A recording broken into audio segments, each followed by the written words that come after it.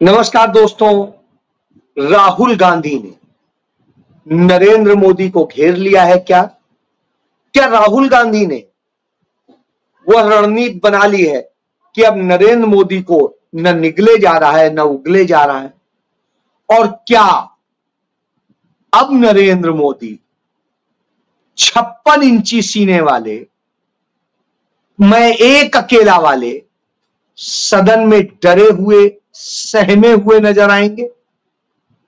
जी हां, अब कमोबेश इसी तरह की प्लानिंग कांग्रेस ने राहुल गांधी के नेतृत्व में की है। राहुल गांधी ने तमाम सारे उन मुद्दों पर अब नरेंद्र मोदी को घेरने का पूरा प्लान तैयार किया है जिन मुद्दों से अब तक वो बचते रहे। नरेंद्र मोदी को भ्रष्टाचार में घेरा जाएगा, नरेंद्र मोदी को युवाओं के भविष्य को बर्बाद करने के लिए घेरा जाएगा, नरेंद्र मोदी को पेपर लीक मामले में घेरा जाएगा, नरेंद्र मोदी को रोजगार को लेकर घेरा जाएगा और नरेंद्र मोदी को उन सारे मुद्दों को लेकर घेरा जाएगा जो वो अभी तक हमला करते थे दूसरों पर, चाहे परिवारवाद हो चाहे कोई और बात। और नरेंद्र मोदी को घेरा जाएगा कि कैसे वो दलित, आदिवासी और पिछड़ा विरोधी हैं, इसको लेके घेरा जाएगा। इसको लेकर के पूरी प्लानिंग की गई है, युवाओं के भविष्य को लेके प्लानिंग की गई है। और इस प्लानिंग में अखिलेश यादव भी उनके साथ हैं, ममता बनर्जी भी उनके साथ हैं, उद्धव ठाकरे भी उनके साथ हैं और एमके स्टालिन भी उनके साथ देश का एक बड़ा वर्ग है और संसद के बाहर युवा हैं और दूसरे लोग। जी हां, यही एक तरीका बनाया गया है। कैसे करेंगे इसको लेके आप समझ। अभी पिछले 9 दिन के भीतर 3 पेपर लीक हुए, नीट का, यूजीसी नेट का और सीएसआईआर यूजीसी नेट का। ये पेपर लीक हुए और इनमें जो है परीक्षाएं स्थगित हुई, कुछ और परीक्षाएं हो रही हैं। अब इसमें यह स्थिति है, ये कैंसिल होने के बाद में सब बैकफुट पे हैं।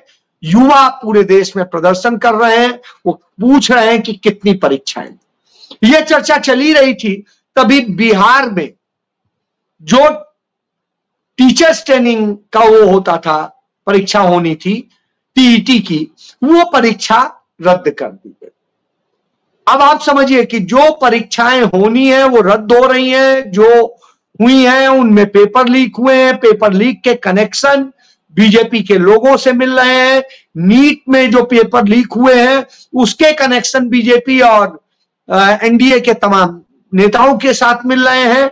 और उस कनेक्शन के बाद भारतीय जनता पार्टी चारों तरफ से घिर गई है और राहुल गांधी के लिए साबित करना आसान हो गया है कि वह युवा विरोधी है, वो छात्र विरोधी है और वो राष्ट्र विरोधी है। जी हां, राष्ट्र विरोधी कह रहा हूं। राहुल गांधी इस बात को लेकर भी घेर रहे हैं कि कैसे रोजाना 2 से 3 युवा आत्महत्या कर रहे हैं और उसका कारण नरेंद्र मोदी बन रहे हैं, उनकी सरकार बन रही है, उनकी नीतियां बन रही है। और राहुल गांधी इस बात को लेकर घेरने जा रहे हैं कि रेलवे में जिस तरीके से भ्रष्टाचार हुआ है, जिस तरीके से रेलवे को असुरक्षित कर दिया गया है और जिस तरीके से रेल दुर्घटनाएं लगातार बढ़ रही हैं और आंकड़ों का खेल किया जाता है, चीजों को छिपाया जाता है, बार बार घटनाएं हो रही हैं, सुरक्षा के नाम पे ड्रामा हो रहा है और अब बीमा बेचने का काम हो रहा है कि अब आप रेल में यात्रा करें तो बीमा करा लीजिए, मरेगा क्या व्यक्ति वापस आ जाएगा, बीमा करा लीजिए। तो आप समझ सकते हैं कि इस तरह की बातें हो रही हैं तो निश्चित रूप से होगा।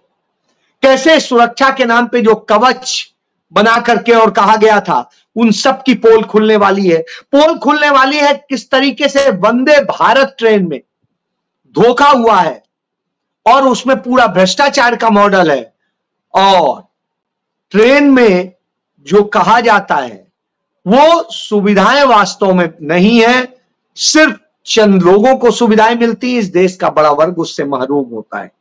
इन सब बातों को लेके, इन सब बातों को लेके है कि कैसे पूंजीपतियों के लिए तमाम पेड़ काटे जा रहे हैं, पर्यावरण को खराब किया जा रहा है और तमाम ड्रामे हो रहे हैं। लाखों लाख पेड़ काटे जा रहे हो और आप कहें कि पर्यावरण सुरक्षित रहे। तो पर्यावरण को इतना नुकसान पहुंचाने के बाद कैसे उसे जस्टिफाई किया जा सकता?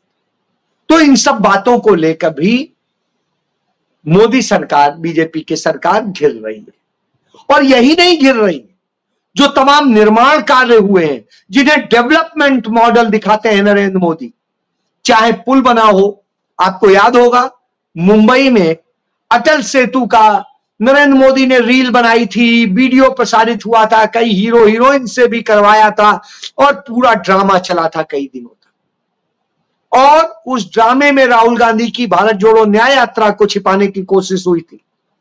लेकिन आज स्थिति यह है कि उस पुल की रील बन रही है कि वह पुल, जिसको बड़ा क्वालिटेटिव पुल बताया था, 18,000 करोड़ का पुल बना था, वह पुल कुछ महीने भी नहीं चल पाया और टूट गया। कई जगह उसमें दरारें पड़ गई, कई जगह और चीजें। आज उसमें उसकी दरारों को भरा जा रहा है, उसमें मरम्मत करके वो चलाने की कोशिश की जा रही, दिखाने की कोशिश की जा रही। ये वैसे ही स्थिति है जैसे आपको याद होगा G20 के वक्त में दिल्ली में जो अंडरग्राउंड वो बना था, रोड बनी थी, उस रोड में जो प्रगति मैदान टनल थी, उस टनल को कैसे बताया गया कि वो स्टैंडर्ड के खिलाफ है और वो बहुत खतरनाक है, कभी भी गिर सकती है, कभी भी कुछ हो सकता है।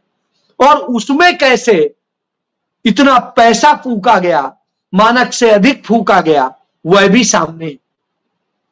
तो सिर्फ नरेंद्र मोदी की ब्रांडिंग के लिए पैसे खर्च करने हैं और उसके लिए करना है, और असल में उसकी जगह फ्रॉड होता है। और ये सारे धंधे गुजरातियों के पास होते हैं। प्रधानमंत्री सड़क योजना में बनने वाले तमाम पुलों को, तमाम सड़कों की स्थिति बहुत खराब है, कहीं जर्जर है और कहीं टूट के गिर गए। और ये बिहार में देखने को मिल रहा है कि पिछले 2 साल में जितने भी पुल और दूसरी चीजें प्रधानमंत्री योजना के तहत बने, वो बहुत से टूट गए। 9 पुल टूटे हैं, सिर्फ 9, आप समझ लीजिए। तो 9 पुल टूट गए, सड़कें टूट गई, सड़कें गायब हो गई। इस तरह का मॉडल है। इसका लाभ किसको मिल रहा है? यह भी राहुल गांधी के एजेंडे में, राहुल गांधी के एजेंडे में है कि कैसे नरेंद्र मोदी ने एक बिजनेस मॉडल डेवलप किया है जो कारपोरेट के लिए काम करता है और उसके जरिए इस देश के लोगों को ठगा जाता है। यहां जो परीक्षाएं होती हैं, पेपर लीक होते हैं, सब कुछ होता है, वो धंधा कराने वाले गुजरात के वो लोग होते हैं। और वो लोग हैं कौन? वो लोग हैं जो पेपर कराने की एक कंपनी बनाते हैं और कंपनी बना के पेपर कराते हैं, फिर लीक कराते हैं, फिर जब मुकदमा दर्ज हो जाता है तो हम पैसा लेके अमेरिका चले जाते हैं। इसका उदाहरण उत्तर प्रदेश में पुलिस भर्ती परीक्षा का है, जिसका एग्जाम कराने वाला वो आर्या गुजरात का है और वो भाग गया, एजुटेक करके है उसकी कंपनी। तो इस तरह से करके, इसके अलावा राहुल गांधी ने वह मसला भी उठाया है कि कैसे गेमिंग जो पूरा जोन बना हुआ था और उसमें जैसे आग लगी और सब अवैध तरीके से चलाया जा रहा था, भारतीय जनता पार्टी के सीनियर नेताओं के संरक्षण में चल रहा था। इतना बड़ा मॉल चल रहा था, गेमिंग मॉल, और उसके बावजूद सब उसमें आते थे, बड़े बड़े अफसर आते थे, सब आते थे, और वो अवैध रूप से चल रहा था। उसमें आग लगी और दर्जनों लोग मर गए। इतने लोग मरने के बाद भी सरकार, नरेंद्र मोदी सरकार, वहां की राज्य की सरकार, सब खामोशी साधे हुए हैं।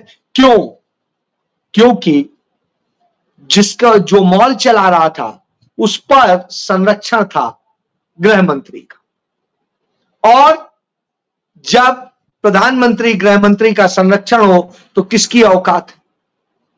तो उन्होंने जिस तरीके से किया, राहुल गांधी ने उन लोगों से भी बात की और उनसे बात करके सारे मसले को समझा है, उनसे तथ्य लिए हैं और उन तथ्यों को लेकर भी सदन में लड़ाई लड़ने का फैसला किया। यही बात भारतीय जनता पार्टी को डरा रही है और यह डर स्वयं भारतीय जनता पार्टी सरकार के, नरेंद्र मोदी एनडीए सरकार के संसदीय कार्य मंत्री किरण रिजिजू व्यक्त करते हैं। किरण रिजिजू कहते हैं कि जो ये सत्र, विशेष सत्र आहूत किया गया है, वो नए जो 18वीं लोकसभा है उसके सदस्यों को शपथ दिलाने के लिए है और राष्ट्रपति के अभिभाषण के लिए है, धन्यवाद के लिए है। इसके अलावा कोई विषय नहीं रखा गया है। फिर कांग्रेस ऐसा क्यों प्लान कर रही है? हम चाहते थे पहला सत्र बिल्कुल शांति से संपन्न हो जाए, प्रेम से हो जाए, लेकिन कांग्रेस इस तरह से कर रही है। तो आज वो कांग्रेस को इसको लेकर के कोस रहे हैं, यानी उन्हें इसका डर है कि कांग्रेस सवाल उठाएगी और सवाल उठाएगी तो वो फंसेंगे और वो नहीं चाहते हैं कि फंसे। तो सबसे बड़ी बात ये, इसके साथ साथ एक और चीज है जिसको लेके कांग्रेस घेरने का प्लान कर रही है कि कैसे यह सरकार दलित विरोधी है, आदिवासी विरोधी है, अल्पसंख्यक विरोधी है और विरोधी है इस देश के तमाम दलितों, पिछड़ों, आदिवासियों, वंचितों के। उस बात को लेकर के राहुल गांधी खड़े होने वाले हैं, क्योंकि संसदीय परंपरा के मुताबिक जो प्रोटेम स्पीकर होता है वह होता था जो सबसे सीनियर सांसद हो, और सबसे सीनियर सांसद इस समय सदन में के जो कांग्रेस पार्टी के केरला के सांसद हैं वो थे। और स्थिति ये है, वो दलित समुदाय से आते थे, तो उन्हें ना बना करके वो 1989 में यानी 1989 में पहली बार सांसद बने थे और तब से अब तक सांसद हैं, 8 बार सांसद रहे हैं और 2 बार वो चुनाव हारे हैं, 98 में और 2004 में। और आज स्थिति ये है कि उनको न बना करके एक उच्च कुलीन वर्ग से एक मुख्यमंत्री के, पूर्व मुख्यमंत्री के बेटे को बनाया जा रहा है जो भाजपा का सांसद है, और वो भर्तृहरि मेहताब को बनाया जा रहा है। और उनको बना करके यह संदेश दिया जा रहा है कि भारतीय जनता पार्टी आरएसएस मनुवादी विचारधारा के हैं, ये नफरत करते हैं दलितों से, पिछड़ों से, आदिवासियों से, और इसलिए उन्हें सही जगह देने की बजाय उनका सिर्फ इस्तेमाल करते हैं अपने फायदे के लिए। चाहे आदिवासी हो, उनके जंगल काटे जा रहे हैं, लेकिन आदिवासी कह के उन्हें राष्ट्रपति बना के बैठाया है, जो है मंत्री बना के बैठाया है। तो इस तरह से उसी तरीके से उनके हक और उनके तमाम सारे जो उनको फायदे मिलते थे वो खत्म किए जा रहे हैं। इन सब चीजों को लेकर राहुल गांधी ने घेरने का प्लान किया है और उनके इस प्लानिंग में शामिल है अखिलेश यादव, उनकी इस प्लानिंग में शामिल है उद्धव ठाकरे जो चुनौती दे रहे हैं लगातार नरेंद्र मोदी को, और उनकी इस प्लानिंग में शामिल है तेजस्वी यादव, उनकी इस प्लानिंग में शामिल है ममता बनर्जी, उनके इस प्लानिंग में शामिल है जो है डीएमके के मिस्टर स्टालिन। तो आप इससे समझ सकते हैं कि अब इतनी बड़ी संख्या में, इतनी अच्छी स्थिति में विपक्ष है कि भारतीय जनता पार्टी एनडीए के लिए अब डरने की स्थिति खड़ी हो गई और इसलिए वो घबराए हुए हैं। और वो घबराहट दिखाती है कि इसलिए अब कैसे बचाव किया जाए उसके लिए नरेंद्र मोदी लगातार मीटिंग कर रहे हैं। तो अब नरेंद्र मोदी के डरने का दौर शुरू हो चुका है। जय